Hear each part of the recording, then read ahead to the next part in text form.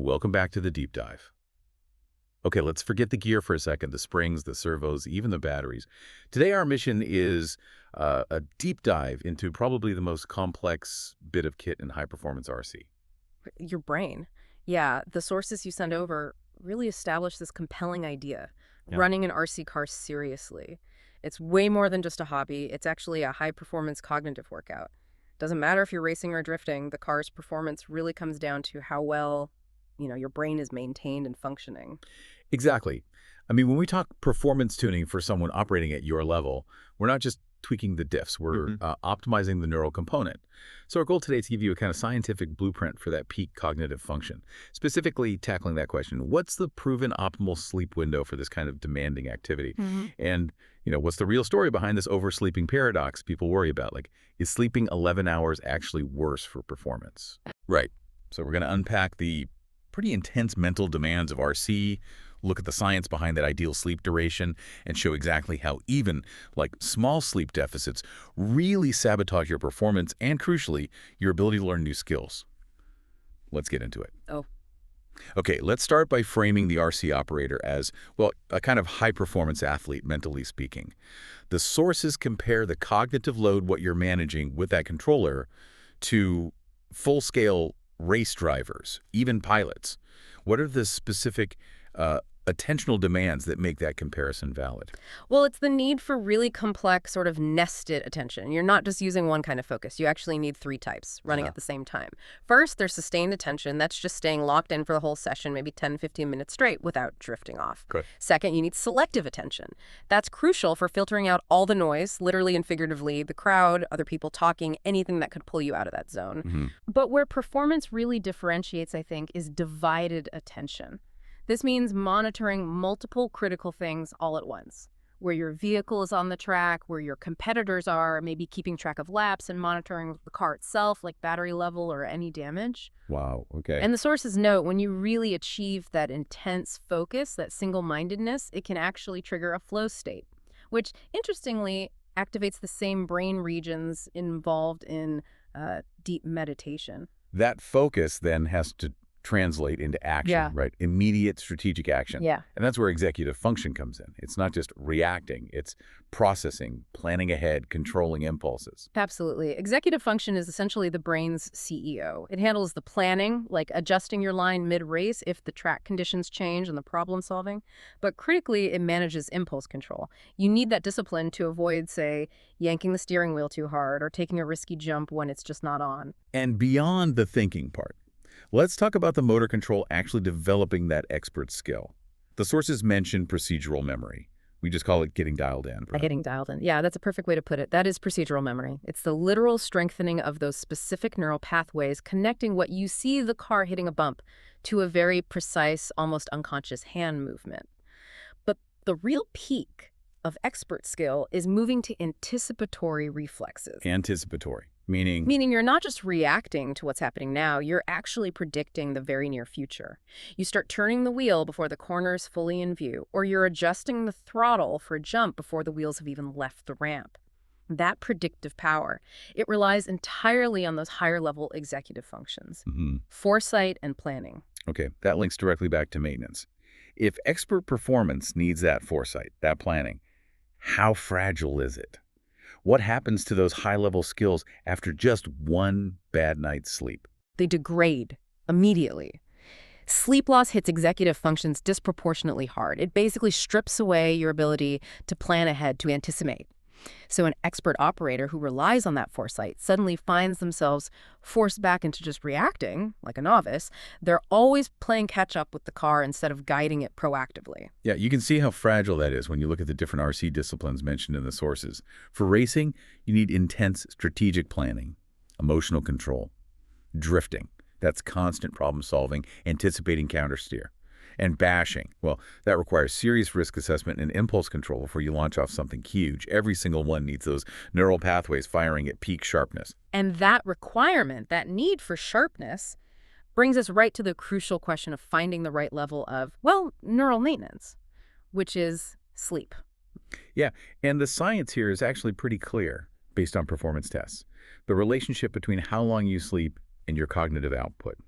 It follows what's called an inverted U-shaped curve. Performance peaks in the middle, but it drops off if sleep is too short or if it's too long. So the definitive sweet spot for peak adult cognitive function is somewhere between 7 and 9 hours of sleep per night. Right, the 7 to 9 hour window.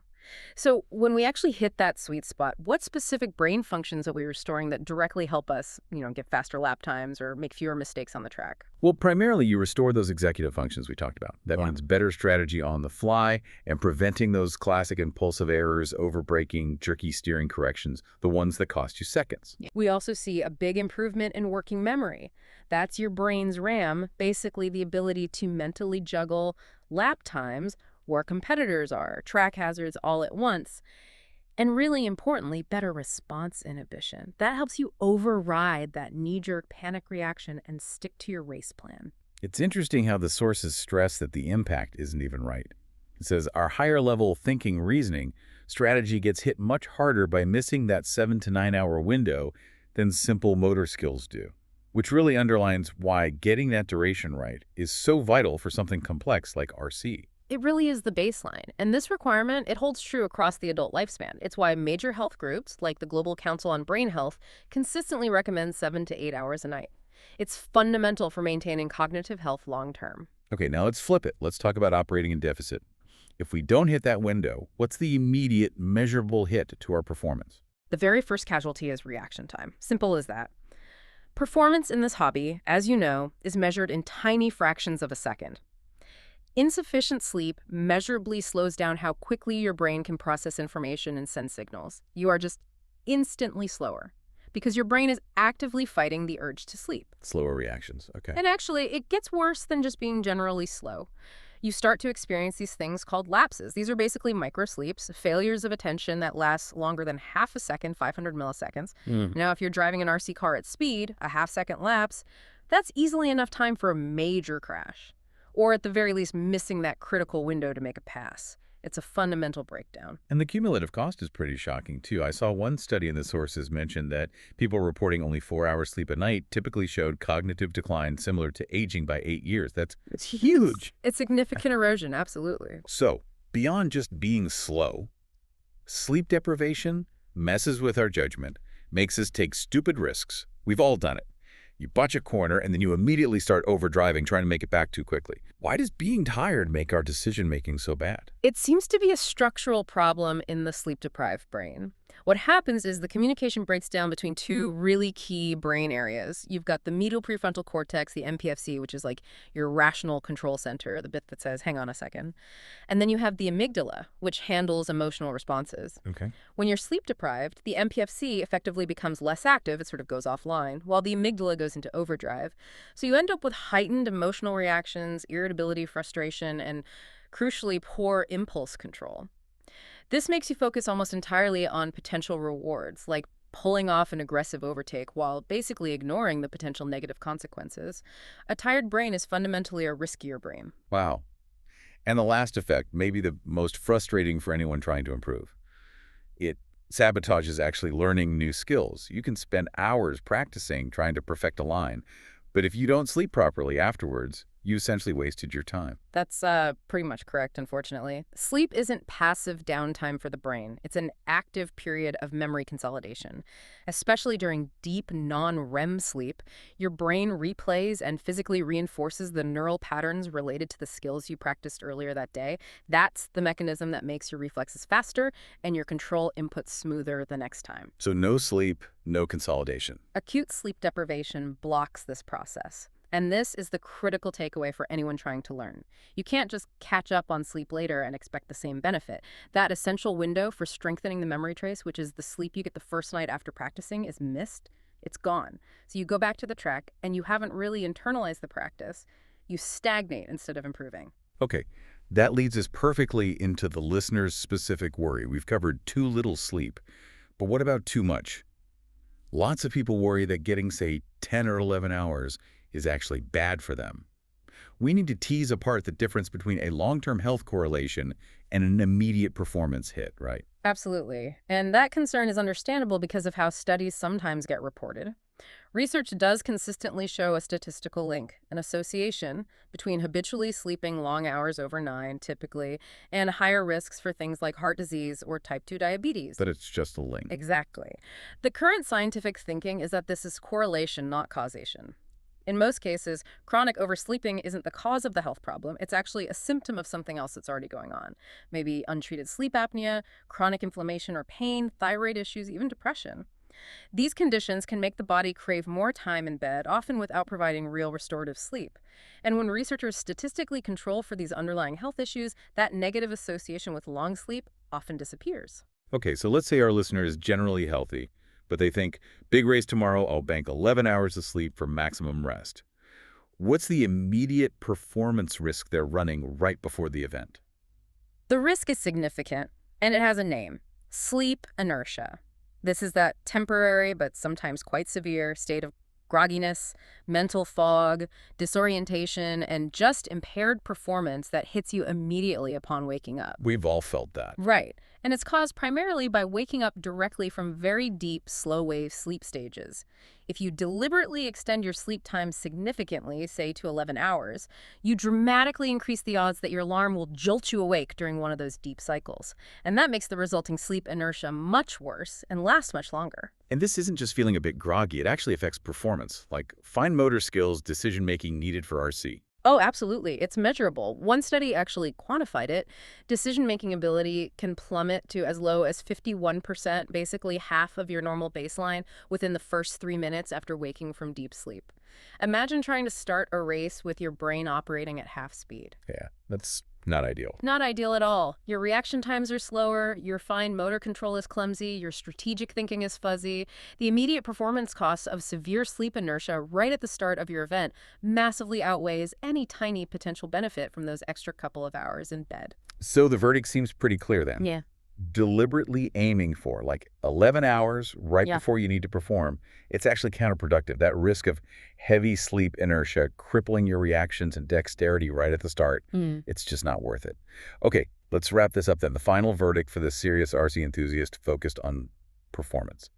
The target isn't getting the most sleep possible. It's getting optimal sleep. And that optimal window is locked in at 7 to 9 hours. That's the key takeaway. So if we were to build a practical pre-event strategy, it would look something like this. First, aim for 8 to 9 hours of good quality sleep the night before your main event or session. Second, and this is critical, build in a wake-up buffer. Get up at least 60 to 90 minutes before you actually need to perform at your peak. This gives that sleep inertia time to fully dissipate. 90 minutes. Okay, that's a decent chunk of time. It is, but you can actively help speed up that process. Things like getting immediate exposure to bright light as soon as you wake up, or having a moderate amount of caffeine. These can help suppress residual sleepiness chemicals and really kickstart those executive functions. You want your brain fully online before you even touch the controller. Fantastic. Really actionable advice there.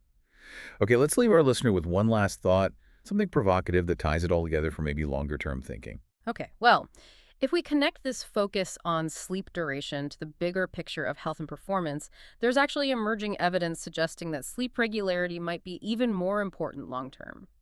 That means going to bed and waking up around the same time every single day, weekends included. Consistency based down. Exactly. Consistency might be a stronger predictor of long-term cognitive function and overall health than just hitting 7 and 9 hours occasionally. Which raises an interesting, maybe provocative question for you. Perhaps the biggest performance killer in your hobby isn't the odd late night here or there, but that massive shift in your sleep schedule when you try to catch up for hours on a Saturday or Sunday morning. That huge disruption to your internal clock, your circadian rhythm, could be undermining your consistency more than anything else. Sleep regularity over just duration. Consistency is performance maintenance. That's definitely something to think about.